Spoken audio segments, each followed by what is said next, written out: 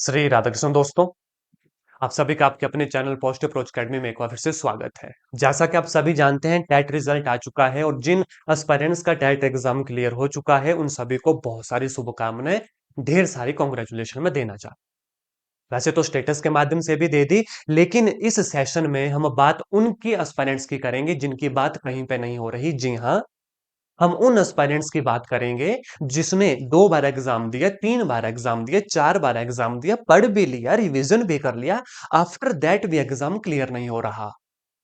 आज बात उनकी होगी जिनकी कहीं पे कोई बात नहीं कर रहा है। बड़े ध्यान से सुनना मेरी बात को।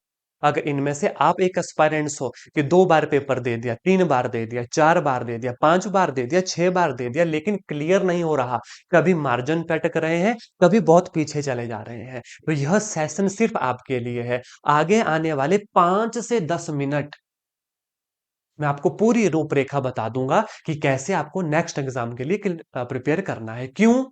क्योंकि एग्जाम तो देना पड़ेगा, बिना इसके आप टीचर लग नहीं सकते। पहली सीढ़ी ही टेट एग्जाम है।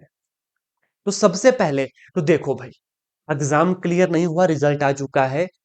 मैं ये नहीं कहूंगा अब कि बुरा नहीं लगना चाहिए, बुरा मत लगाओ। जितना बुरा लगना चाहिए लगाओ।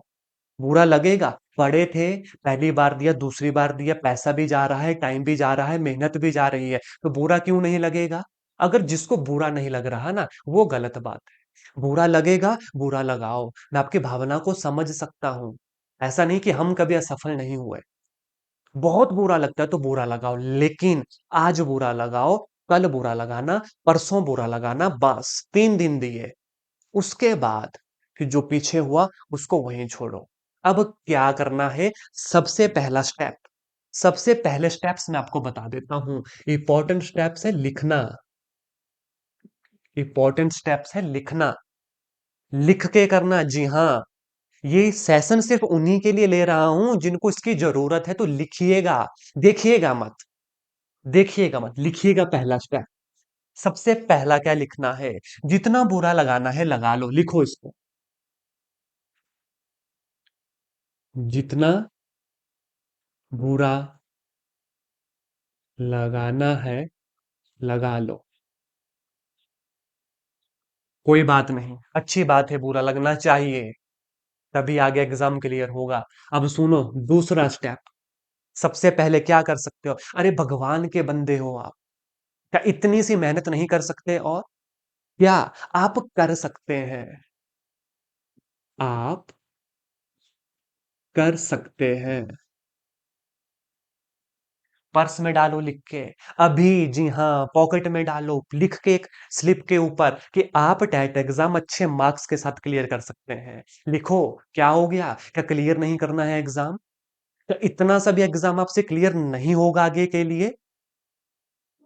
नॉन मेडिकल के एस्पायरेंट्स हो, मेडिकल के एस्पायरेंट्स हो, और आप सभी अच्छे से जानते हैं मैं जो पढ़ाता हूं चैनल के ऊपर, डेडिकेटेड साइंस के एस्पायरेंट्स को पढ़ाता हूं। हो सकता है आप अदर सब्जेक्ट्स के हो, तो आप भी लिखो भाई, आप क्लियर कर सकते हो। अरे आप +2 पास करके आए, ग्रेजुएशन आपने अच्छे मार्क्स के साथ पास की, पोस्ट ग्रेजुएशन आपने पास की, बीएड पास की, क्या टेट एग्जाम पास नहीं करोगे?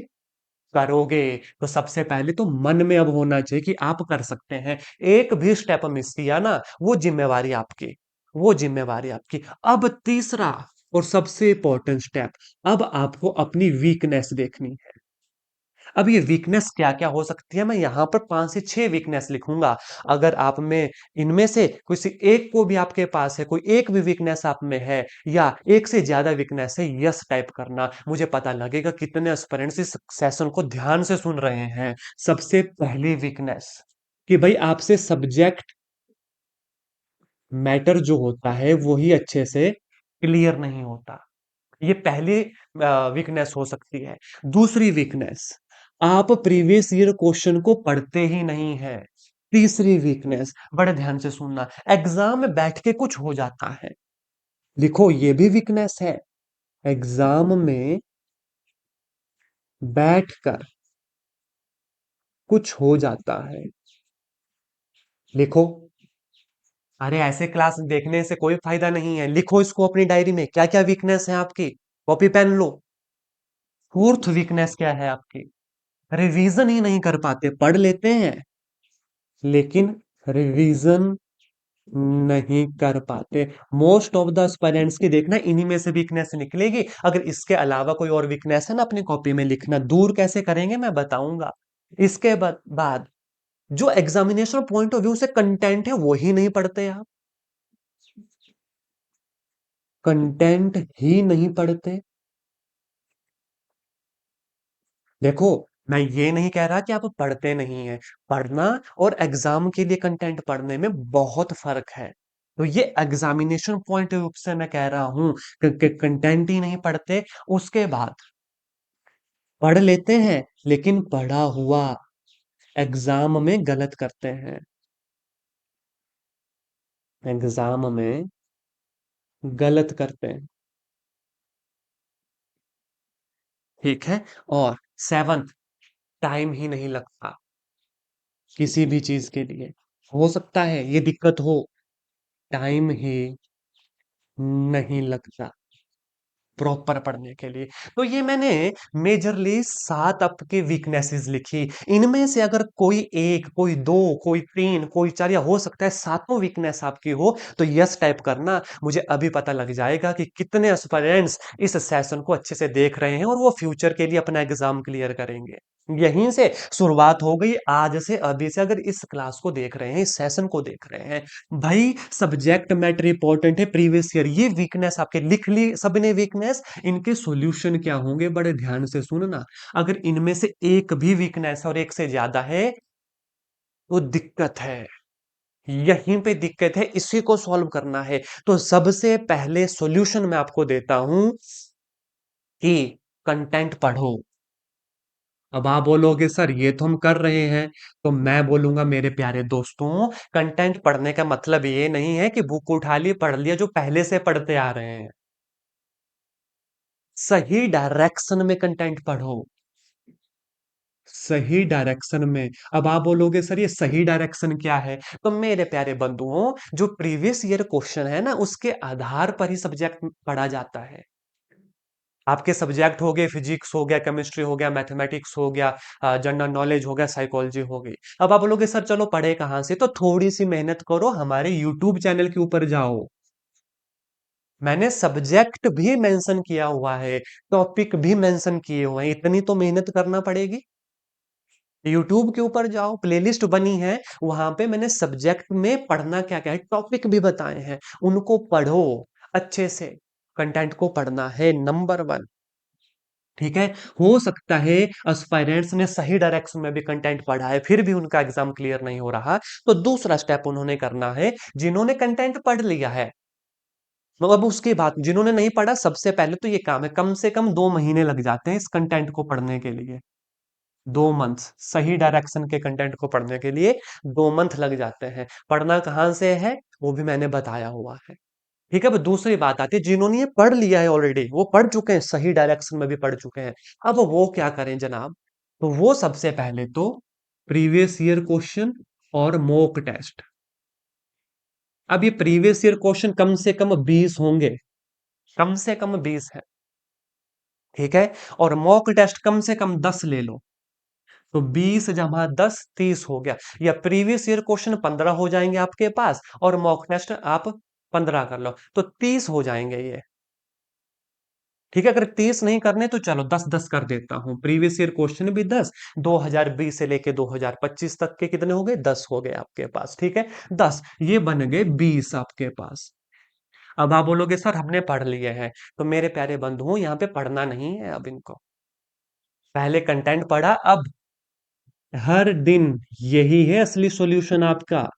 एवरी डे एक क्वेश्चन पेपर उठाना है, फिर वो प्रीवियस ईयर हो, फिर वो चाहे मॉक टेस्ट हो, इसको सॉल्व करना है प्रॉपर, जैसे एग्जाम में बैठते हैं। जैसे एग्जाम में बैठते हैं। 2 घंटे 2.5 घंटे का पेपर होगा। ठीक है। अगर ऐसा नहीं किया ना, तो समझ लेना खुद से दगाबाजी कर रहे हो, मुझसे नहीं। फिर मैं उसके बाद कुछ नहीं कह सकता। अब ये 20 होंगे ना, अगर 2 दिन में एक भी करोगे तो 40 दिन तो इसको लग जाएंगे, लगभग 1.5 महीना। 1.5 महीना लग जाएगा इन्हीं पेपर को सॉल्व करने के लिए, अगर 2 दिन में एक करोगे। और ऐसा नहीं करना कि क्वेश्चन नहीं आया तो आंसर देख लेता हूं, जी नहीं। पूरा पढ़ लेना है, उसके बाद पूरा पेपर सॉल्व करना है। और देखो कि प्रीवियस ईयर क्वेश्चन में क्या 120 प्लस जा रहे हैं? क्यों 120 प्लस जाना पड़ेगा? क्योंकि ये तो पेपर ऑलरेडी पढ़ा हुआ था आपने। 130 प्लस 140 प्लस जाना पड़ेगा। अगर नहीं जा रहे हैं ना, और तब तक नहीं जा रहे हैं, तब तक यही पैटर्न को फॉलो करना है। तब तक यही पैटर्न को फॉलो करना है, इन पेपर को सॉल्व करते रहना है। समझे मेरी बात? मॉक टेस्ट उठा लो, प्रीवियस ईयर क्वेश्चन उठा लो। ये ट्रेंड बड़ा चला कि मॉक टेस्ट पहले प्रीवियस ईयर क्वेश्चन में 150 में से 150 लेके देखो, आएंगे ना, उसके बाद मॉक टेस्ट पे जाना। पहले प्रीवियस ईयर क्वेश्चन को करो। ऐसा नहीं करना कि हाँ ये क्वेश्चन पेपर देख ले, ये आंसर देख ले, जी नहीं, गलत ट्रेंड है। क्वेश्चन देखा आंसर देखा, ऐसे नहीं होगा। पूरा का पूरा क्वेश्चन पेपर लो। आप लैग कहाँ कर रहे हैं? मेजोरिटी जिन्होंने पढ़ भी लिया है, जिनका कंटेंट ठीक है, वो लैग कर रहे हैं एग्जामिनेशन हॉल में बैठ के। एग्जाम में बैठ के कुछ कर रहे हैं, एग्जाम में बैठकर गलत टिक कर रहे हैं। वो कैसे आप क्लियर करोगे भाई? प्रैक्टिस करना पड़ेगी प्रॉपर एग्जामिनेशन में बैठने की। रूम में जाओ, लॉक करो कमरे को 2.5 घंटे के लिए, खाना वगैरह खाओ, उसके बाद पूरा पेपर सॉल्व करो, 2 घंटे में हो जाएगा। और बाहर निकलो रूम से और आंसर चेक करो कि 140 प्लस आए मार्क्स। अगर नहीं आए ना, तो समझो कि ये तो पेपर मैंने पढ़ा था, कंटेंट मैंने पढ़ा था, फिर भी कैसे भूला या भूली। समझ गए मेरी बात? तो ये काम करना है।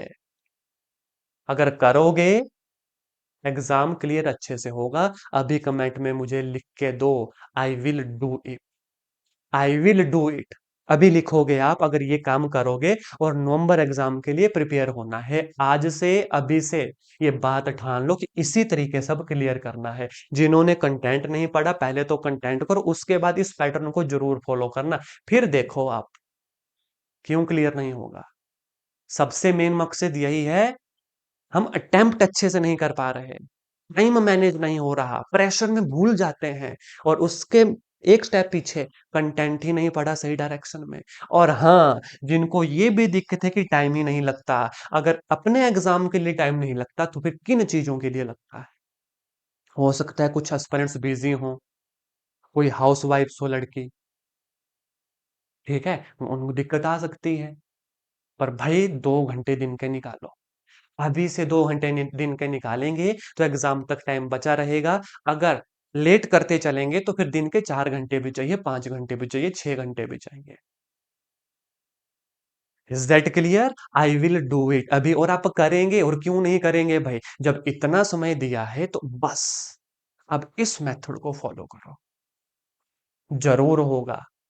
और अगर, अभी मैं बता दूं, अगर इन प्रीवियस ईयर क्वेश्चन में, मॉक टेस्ट में 130 से ऊपर नंबर आने लग गए ना सभी में, समझ जाओ अब अच्छे से आपका एग्जाम क्लियर होगा। धन्यवाद दोस्तों। जय हिंद, जय भारत।